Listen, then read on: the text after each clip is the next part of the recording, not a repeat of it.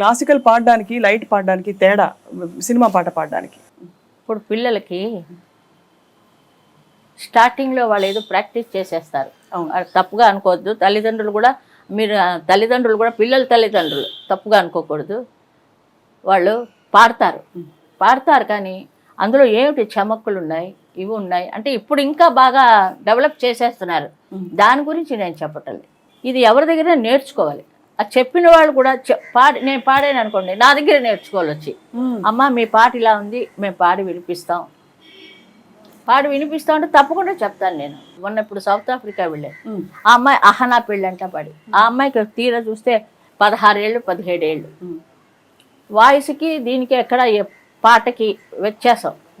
అహనా పెళ్ళంట అది కొంచెం బోల్డ్గా పాడాలి. అది ఎంత ప్రాక్టీస్ చేశాను, ఎన్ని రోజులు చేశాను, ఏ విధంగా చేశాను, ఎన్నిసార్లు గంటసార్లుగా పాడాను ఆ పాట నాకు నేర్పడానికి. ఇంత పాట రికార్డ్ చేసి విజయిస్తే చాలా. అలా కాదు, ఆ పిల్లకి నేను ట్రైనింగ్ ఇచ్చాను అక్కడ. ఫస్ట్ టైం పాడితే ఓకే ఆ రోజు పాప వాళ్ళ ఫాదర్ చాలా ఇష్టం, ఆ అమ్మాయి పాడాలి, ఒక్కరితే కూతురు అంటే. అక్కడ వెళ్ళిన తర్వాత రెండోసారి నేను కూర్చోబెట్టి ఆ అమ్మాయికి ఖచ్చితంగా చెప్పాను పాట ఇలా పాడాలి, ఇలా అంటే గొంతుగా వేరే ఉండొచ్చు, చాలా బాగా పాడుతుంది ఆ పిల్ల.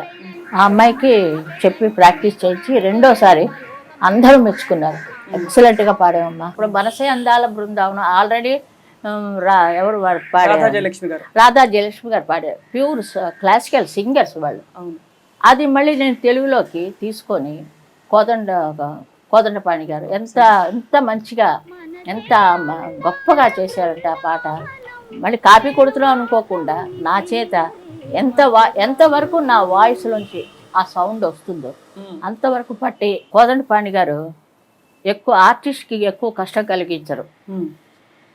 ఎక్కువ కష్టం ఒకసారి ఒక టేక్ పాడేశానంటే అది ఓకే అంటాడు ఆయన. ఓకే అంటే మళ్ళీ నేను ఎందుకు ఓకే ఇంకొకటి పాడతాను, ఎందుకండి ఓకే ఇంకేదైనా పాట ఉంటే చూసుకోండి మీరు వెళ్ళండి అంటాడు. అలాంటి మ్యూజిక్ డైరెక్టర్స్ కూడా ఉన్నారు. అంటే రీమిక్స్ అది మనసే అందాల బృందం. అందులో మీరన్న ఈ పాటలో కూడా ఒరిజినల్ బాణి దానిలోని దృఢత్వం అలాగే ఉంచుతూ సుశీల గారి అదే సోయ గారిని మొత్తం అందులో అద్దారని వినేవాళ్ళు అంటారు. నా అదృష్టం అమ్మ, నాకు నిజంగా ఆ విషయంలో మాత్రం చాలా అదృష్టవంతురాలని.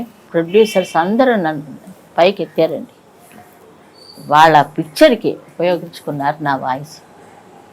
ఆ మ్యూజిక్ డైరెక్టర్స్ కూడా ఎంతో కష్టపడి చాలా రిహార్సల్స్ ఇచ్చి, అంటే ఘంటసాల గారు ఒక లవకుశ చాలండి మాకు జీవితంలో.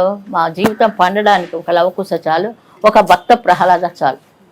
అది నారాయణ మంత్రం పాడుతుంటే ఆ రోజారమణి గారు ఆవిడ పాడుతున్నట్టే ఉంటుంది.